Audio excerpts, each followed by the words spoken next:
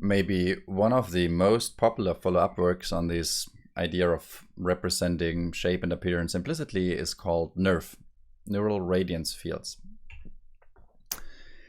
The idea or the application of NRF is actually a little bit different from what we have considered.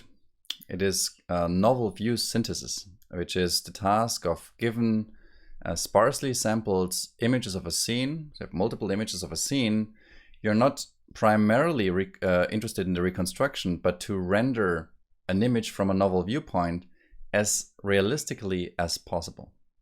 So assume you have captured 20 or 30 images of this particular scene from similar viewpoints. Then you want to obtain a reconstruction like a synthesis result like this. Right? So you can manipulate the viewpoint, and you almost don't notice any artifacts in this approach, which is why this approach has created such a big hype, and there's so many follow-ups already on this work itself. I think it's cited more than 300 times by now already, despite that it appeared less than 10 months ago. And I want to credit also Ben Mildenhall and John Barron, authors of this work, from whom I have taken some of the slides here in this presentation. So the goal is now, given a set of images, how can we render novel views as photorealistically as possible? And of course, this also requires some sense of reconstruction, as we'll see, but the quality of the reconstruction is not the ultimate goal. The ultimate goal is the quality of the images that are rendered. And then one advantage of this method of reconstructing the scene and the appearance in order to render it photorealistically is that it works for general scenes. The DVR method that I've shown before, which I haven't shown you before, required masks, right? So for reconstructing objects, we always assumed that for each image we had a pixel-aligned mask of the object. Otherwise, it was very hard to converge to something plausible. There is some follow-up works also from our group that deal with this problem. But this work here is much more general, at least for object-level scenes. It doesn't require any masks. It just works directly with RGB images, post-RGB images. So we still need to know the viewpoint. There was also an assumption we did for DVR. So that the camera poses have been initially extrinsically calibrated. But here, this is a little bit more general. And the reason why this is more general is that the representation is slightly different. It's a little bit easier to optimize. It's more time consuming, but it's easier to optimize because it allows for a softer representation of the world. So what this NRF does is it also uses a MLP, a ReLU MLP, in this case with 9 layers and 256 channels per layer, to model to map from a 3D input point and a view direction similar to IDR, the Lippmann extension of our DVR work. But in this case, the output is the RGB color value and a density. And the density is not directly related to the occupancy probability, but it's rather a density value of a particular 3D location in the scene. And the rendering works differently from DVR and IDR, as we'll see. So this density sigma describes how solid or transparent a 3D point is, and therefore this model, this NRF model, can also model effects like fog, etc. Despite, well, it requires the scene to be static, so it's going to be difficult with fog, but it can model transparent surfaces such as windows, etc. Conditioning on the view direction, as in IDR, allows for modeling view-dependent effects, which is very important in real world because many surfaces are non-Lambertian. And in practice, this is a little remark here, the direction here is not represented by these two angles, but by a normalized 3D vector D, which is easier for the network to digest. The model, this NRF model, is rendered into an image differently from DVR and IDR, also using volume rendering techniques, but this it uses alpha compositing. It doesn't just evaluate the color of a point on the ray at the surface, but it evaluates the color of multiple points and the density of multiple points along the ray, and then you can think of it as from back to front, stitching it together using alpha composition.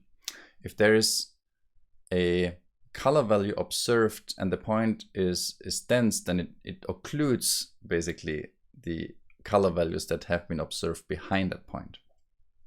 So instead of just evaluating the point at the surface, we let the surface to be more fuzzy, which leads to better optimization, and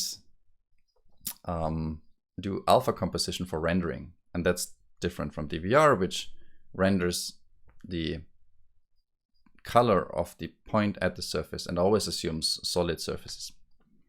So this here instead is more similar to traditional ray tracing computer graphics, if you will. And it works by shooting, well, if we want to render an image, we shoot a ray through the scene, and shooting a ray through the scene as sample points along the ray. We query the radiance to obtain the radiance field to obtain the color and the density. And then this is done here. So we obtain the color and the density, illustrated here with the different colors and transparency level of these points.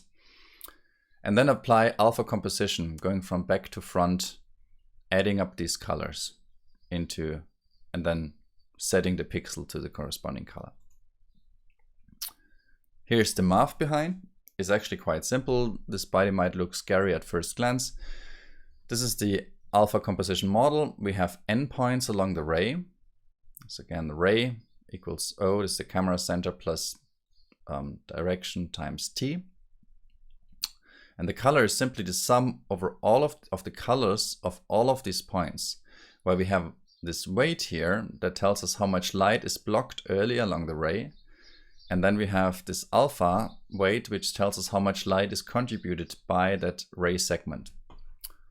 So let's assume that this t value here is 1, and this value, which means that basically all of the previous alpha values are 0. You can see the similarity to the volume rendering equations that we've seen in the discrete case for the probabilistic model. So if all of the previous alphas are if all of the previous alphas are small, then this product here will be 1.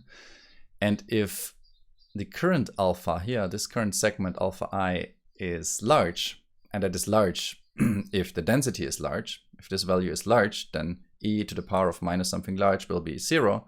So 1 minus 0 will be 1. So 1 is the largest value that that alpha can attain. So if this is large, and this is 1, and this is 1, then basically here at this point, we are taking the color of that little line segment here that's represented by the color Ci. Right? We take the color of the first occupied point along the ray, except that we don't have true occupancy here, but that points can be fuzzy. They can be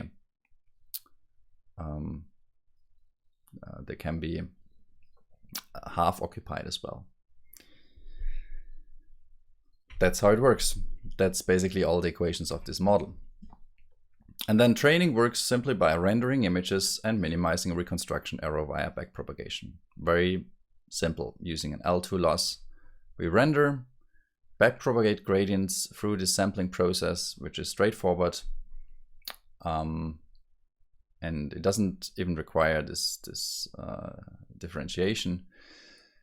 And then compare to the observed image I. Right? Good. These are the equations.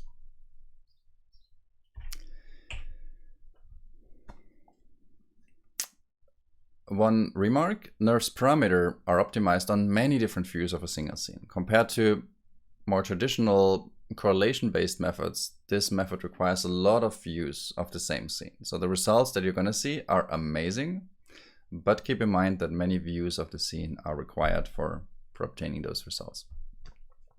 Another remark is that this sampling is quite slow. If we sample a lot of points along the ray, we always have to query the radiance field, and in order to do the alpha composition.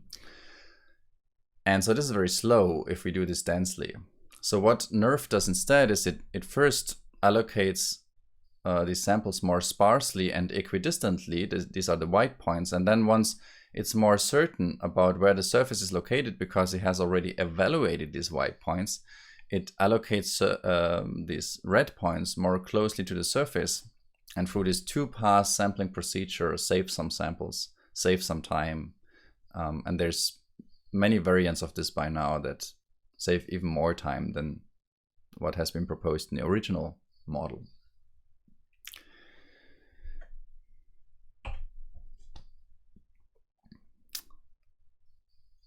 Okay, now here's an example of how NeRF models view-dependent effects. We've said that the input view direction is also provided to the radiance field. You can see that if we look at the same point in different viewpoints, you can see how the point changes in color. And so we can also visualize the radiance distributions here. So this is a visualization of that point for different view directions. You can see that we have the specular highlight here, but we have dark colors here, for example.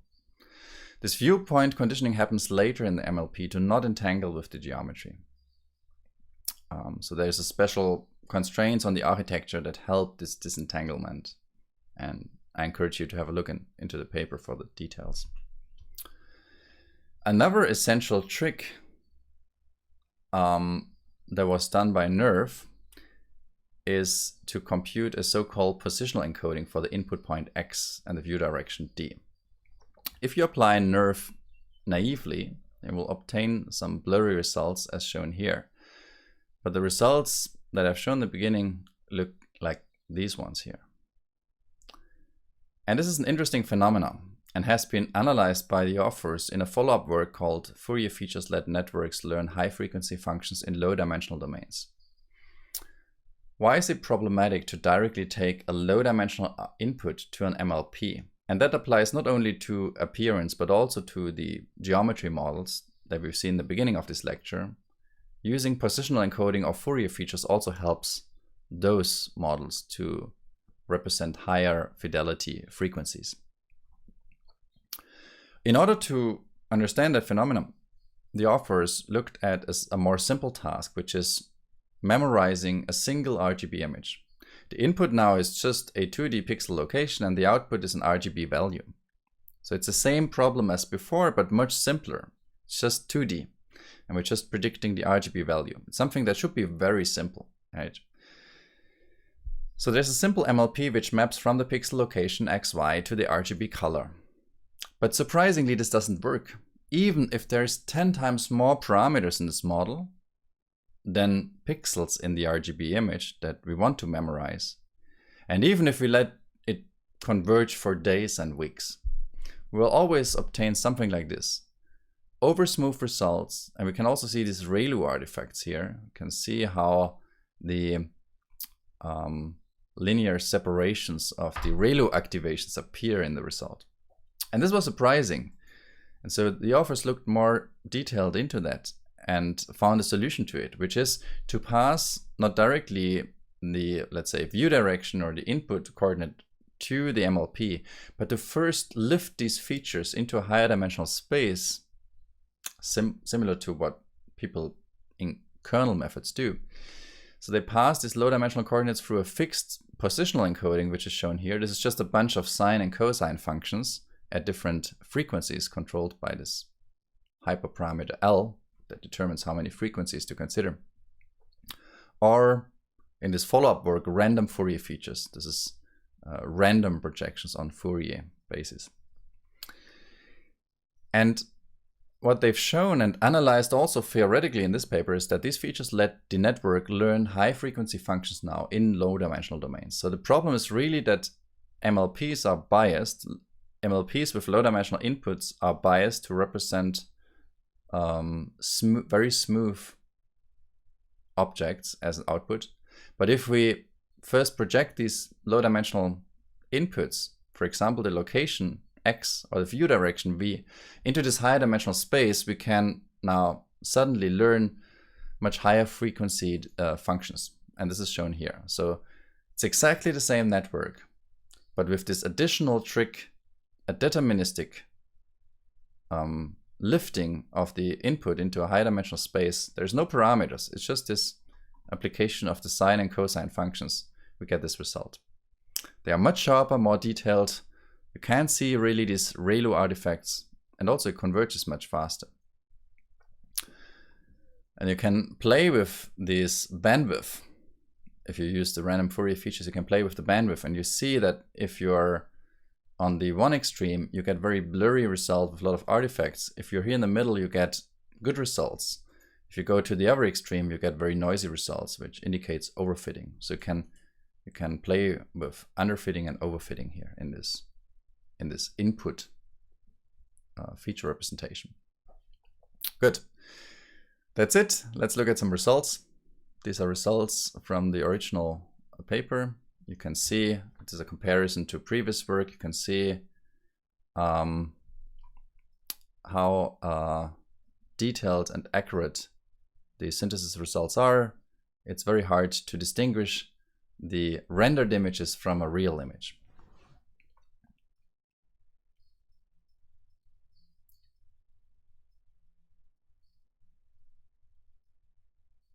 You can see a lot of artifacts in the baseline on the left. On the right, you can see artifacts only if you look very closely and at the boundaries of the image where there are less observations. It's remarkable how sharp the details are that this method is able to represent. It's typically very hard to reconstruct things like these rail guards, which are very thin. Here you can see view-dependent appearance. You can render the scene from the same viewpoint, just changing the illumination. You can see how the reflections change. Or you can render from novel viewpoints. You can see how the reflections change on the car when changing the viewpoint in this canonical representation here. And this is demonstrating that if you consider viewpoints, at least that are close, nearby, you get extremely accurate geometry for free from this model by just determining where the ray intersects or where the density starts to change quickly. And you can use this for virtual effects such as shown here.